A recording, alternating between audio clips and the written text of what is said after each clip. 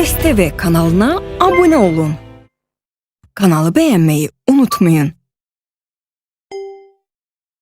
Qəlbə nəşr edir ki, müharibə ehtimalı artıq qapıdadır. Ermənistan apreldə Azərbaycana qarşı müharibəyə başlamağı planlaşdırır. Nəşrin etibarlı mənbələrə istinadən yaydığı məlumatda qeyd olunur ki, faktlar və əldə edilən informasiyalar Ermənistanın Azərbaycanla sərhəddə təxribat xarakterli hərbi əməliyyatlara ciddi şəkildə hazırlaşdığını göstərir ki, bu da yeni eskalasiya təhlükəsini olduqca real edir. Xəbərdə qeyd olunur ki, Ermənistan artıq qarşıdurmanın yeni raunduna hazırlığını gizlətmir. Ötən həftə Ermənistan hökumətinin iclasında ehtiyatlı olan hərbiçilərin növbəti toplanışının 1 aprel 13 gün tarixlərində keçiriləcəyi açıq şəkildə elan edildi.